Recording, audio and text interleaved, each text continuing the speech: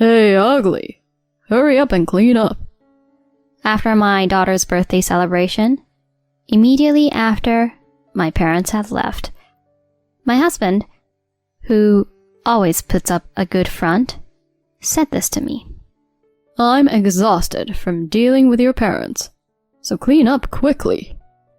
By the way, that old raccoon dog looks just like you. Is that why you're so ugly too? Wait a minute. Are you calling my father an old raccoon dog? Yes, I am. And that meddlesome woman. Why bother with cooking when you can just give money instead? Hey, throw that dish away because I don't want to have to deal with leftovers. I can't believe you would say that about not only my father but my mother as well. I can't throw away my mom's cooking. I'll eat it. You don't have to. I told him in a tearful voice, and my husband just chuckled. You still want to eat? That's why you're getting fat. It's embarrassing to have a fat and ugly wife. Lose some weight. I reached my limit at this moment. Insulted as fat and ugly, with my beloved parents also being ridiculed, I no longer wanted this husband who was all about appearances only. At that moment, I made up my mind. I was determined to show this superficial husband a thing or two. Little did I know at that time that an unexpected opportunity would come my way 6 months later. My name is Rebecca, and I'm 32 years old. I'm a working mother, raising our 3-year-old daughter. My husband's name is Roy. We met at a so-called speed dating event. I'm a bit shy, introverted, and a bit on the plump side. Because of my personality, I lack self-confidence. So even at the speed dating event I attended upon a friend's invitation, I couldn't bring myself to approach anyone. It was Roy, who later became my husband, who approached me as I stood nervously in a corner of the event venue. He was a businessman, working for a large corporation. Roy, with his refreshing appearance and cheerful demeanor, was quite popular at these speed dating events. But for some reason, he noticed me. Rebecca, I'd like to talk with you more. Would you like to go out for a meal sometime? Roy said this with a smile, which appeared very dazzling to me. Afterward, Roy and I started dating right away. Roy has been unquestionably kind to me during our relationship. He treated me with kindness and charm. So, I was very happy when he proposed after 1.5 years of dating. Rebecca, please marry me. I'll make you happy for the rest of your life. Thank you, Roy. I'm so happy. And so, Roy and I got engaged. After that, we received approval from his parents. And the next step was to visit my parents. My parents are a wealthy couple who run a company together. They loved me very much as their only daughter. They welcomed Roy with great joy. Rebecca, I can't believe you brought such a wonderful young man. Truly, he's kind and smart. I'm so proud that someone like him is marrying you, Rebecca. Roy behaved with modesty and charm in front of my parents. I was watching their behavior with joy. Later, Roy and I tied the knot. It was right after the wedding that I noticed his discomfort. It happened when we were celebrating with gifts at Roy's company housing, which would be our new home. When I opened the gift envelope from my parents, I found a surprising $6,700 inside. Hey, Roy, it seems my parents included $6,700 in the envelope. I was surprised, and when I mentioned it, Roy raised an eyebrow. $6,700? Is that all? He's the president. He should have given me more. Huh? Your parents are surprisingly stingy. Well, I'll take what I can get. I was surprised by Roy saying such a thing. Normally, he would say something like, "So much. I should be thankful for your father and mother," or something like that. I was trying to convince myself at the time that there must be some mistake.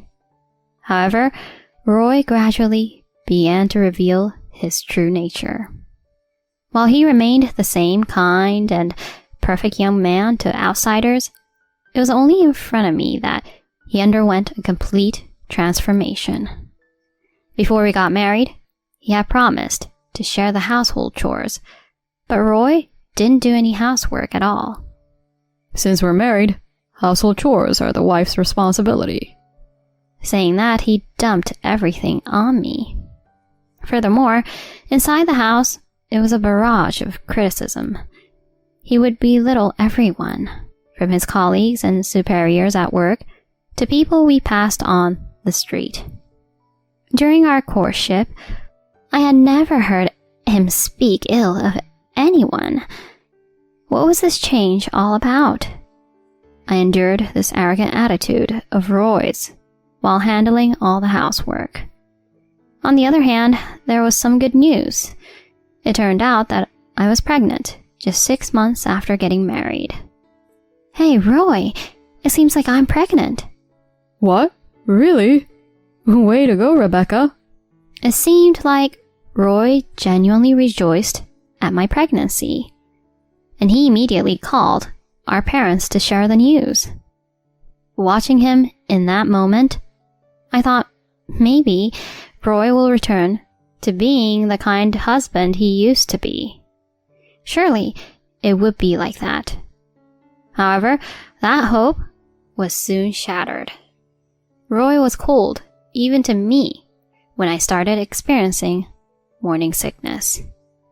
"Are you sleeping again? Even if you're pregnant, you're slacking off on household chores too much, aren't you?" Roy said this to me as I lay on the bed, feeling sick. In response, I told him, "I'm really struggling with morning sickness, and I can't eat properly.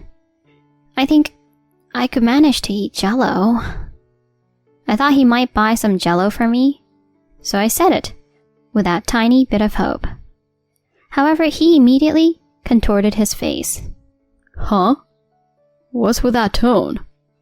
Do you really think I'd go out and buy Jell-O for you? Cut it out with the whining." Saying this, he continued to have his meal, leaving me disappointed. A few days later, Melinda, an older woman who lived in the same company housing as Roy and was the wife of his boss, approached me. "I heard that you're pregnant, Rebecca. Congratulations." "Oh, thank you. It's still early." "Morning sickness must be tough, right? I heard that from your husband when I met him the other day.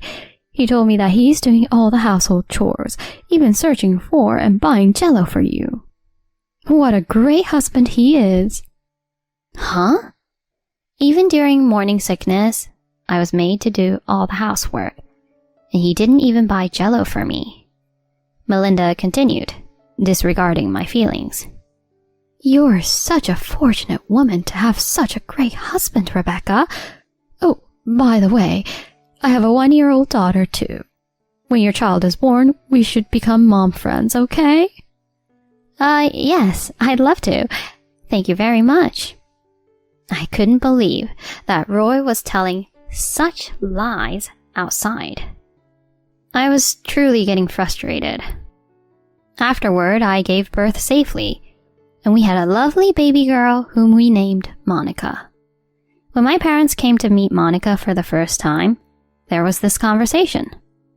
"Roy, Rebecca, congratulations. She's such a cute little girl." "Knowing you, Roy, we don't need to worry about parenting. Please take care of Rebecca and Monica." Roy responded to my parents with a smile. "Yes, I even took paternity leave, so you can leave it to me. I'll do my best with parenting." "Oh my, you took paternity leave?" "My wife and daughter are my treasures, so I have to work hard to be a dedicated father." Rebecca, you really are a lucky woman.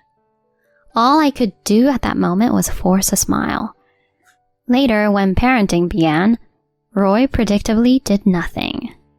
Even when Monica cried, he wouldn't pick her up, nor would he change her diapers.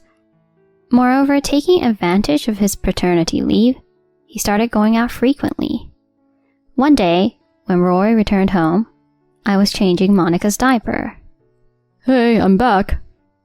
Welcome back. Where did you go today? What? Surfing. There were great waves today. While I spent the entire day taking care of Monica and doing housework, he had gone surfing. As I quietly continued my tasks, Roy seemed irritated and said, Hey, the master of the house is back, so how about serving a beer or something? Can't you see what I'm doing? I'm in the middle of changing the diaper now. That can wait. Come on, hurry up and get me a beer. I sighed, stood up, and got Roy a beer. As time went by, I returned to work, and we enrolled Monica in a nearby daycare. Living in the same company housing, I had the chance to become friends with Melinda, the wife of Roy's boss, and with Haley, another one of his colleague's wife. One day when I was picking up Monica, Haley said, Rebecca, your husband, it's so kind of him to take Monica to daycare every morning. My husband would never think of doing such a thing. It's true that Roy had taken it upon himself to take Monica to daycare every morning. Melinda, with a smile on her face, added, Moreover, Roy greets us cheerfully every morning. When I praised him and said he's amazing, he replied like this. My wife and daughter are my treasures, he said. He's a truly wonderful husband. Perhaps my husband is trying to create the impression of being an involved father by taking on the responsibility of dropping off our child at this daycare, which is frequented by many residents of our company housing. If that's the case, it's too calculating. However, I couldn't say much thanks to them, so I had to force a smile. On Monica's second birthday, my parents came to celebrate with us. On that day, Roy's outward appearance was perfect, and we had a pleasant time together. My parents left, but after watching their car drive away, Roy said this to me. Hey, you, ugly, hurry up and clean up. Huh? Although I had experienced his arrogant attitude before, he had never called me ugly. I'm exhausted from dealing with your parents. Hurry up and clean. By the way, that old raccoon dog looks just like you. Is that why you're so ugly too? Hold on. When you say that old raccoon dog, are you talking about my father? Yeah, but it's true, isn't it? And that meddling hag. Why bother with cooking when you can just give money instead? Hey, get rid of that food. I don't want leftovers. To insult not only my father, but also my mother like this? I can't throw away my mother's cooking. I'll eat it so you don't have to. With a teary voice, I declared this, and Roy sneered. Still planning to eat, huh? That's why you're getting fat. It's embarrassing to have a fat and ugly wife. Lose weight, you fatso. Insulted as fat and ugly, with my beloved parents also being ridiculed, I no longer wanted this husband who was all about appearances only. At that moment, I made a determination to show him what I'm capable of. Afterward, I purchased a voice recorder and started recording Roy's actions and words. Unbeknownst to him, the audio files started piling up. Roy continued to display his arrogant attitude at home. I recorded everything meticulously, including him calling me names like ugly, fat, and incompetent, insulting my parents, berating colleagues and superiors in our house, and treating Monica coldly. 6 months later, an unexpected opportunity arose to present this evidence. Roy, it seems there's a sports school event for Monica coming up. What are you going to do?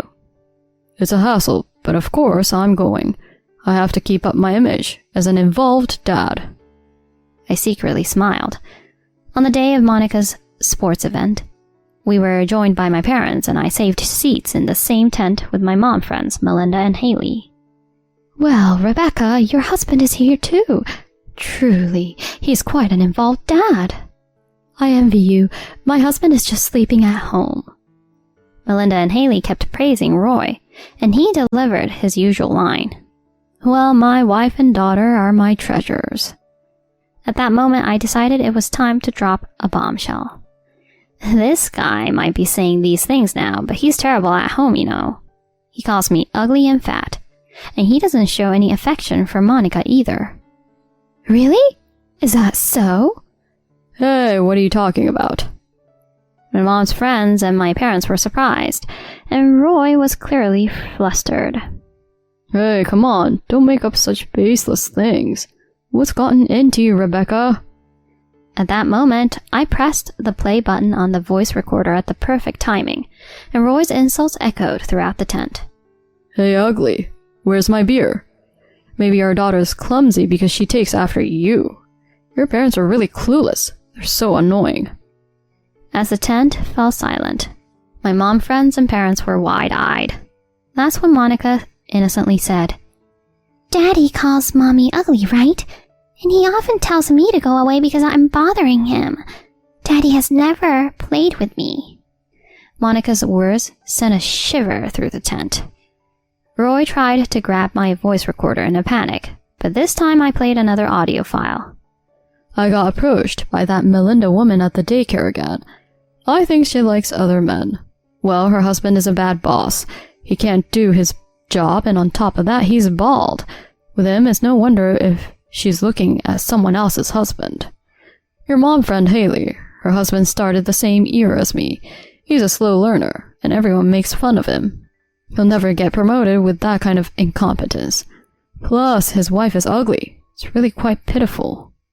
Both of my mom friends were left with their mouths wide open. While it might be expected to hear your own shortcomings and your spouse's criticized, hearing it so explicitly was another matter. Hey, stop it! With a voice that was almost a scream, Roy raised his voice to stop me. At that point, I pushed it further by playing another audio file. Hey, ugly, do you know why I married you? Huh? It's because your family has money. I thought I could get some cash with that old raccoon man as the president, but the financial support was less than I expected.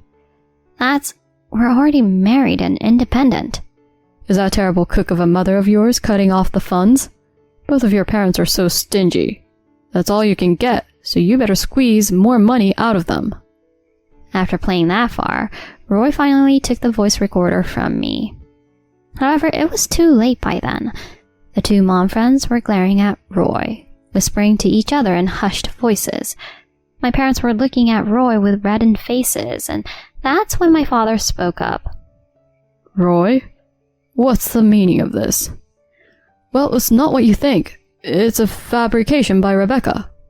There's no doubt it was your voice, and Monica also testified. I never thought you were that kind of guy. I've been completely deceived. Dad. That's when my mother took mine and Monica's hands. Starting today, Rebecca and Monica will be coming home with us. Huh? Rebecca, come on, say something. Are you planning to leave me? At that moment, I said firmly, "I'm sick and tired of a man like you. All appearance and no substance. We're getting a divorce. Get ready to pay alimony and child support. You hear me?" And so, leaving behind my bewildered husband, we all walked away. Later, my parents hired a lawyer, and I was able to divorce Roy on favorable terms. He paid me $14,000 in emotional distress damages, and I received a significant portion of the property division. We also agreed on $540 per month in child support. My mom friends told their own husbands about his true nature. Roy got the cold shoulder at work. He was eventually relegated to a back office department by Melinda's husband, who was his boss. Now he says he's being ostracized by his peers. However, he has to pay child support for Monica. It's said that he has to continue working tirelessly under extremely difficult conditions. But I don't feel any sympathy for Roy. I just hope he works like a horse to pay Monica's child support. On the other hand, I have returned to my parents' home with Monica and I'm peacefully raising her. My parents also help with childcare. My mom friends continue to be friendly as they were before, and I'm grateful for that. I look forward to my daughter's growth. I want to work hard and live life with a positive attitude as I move forward.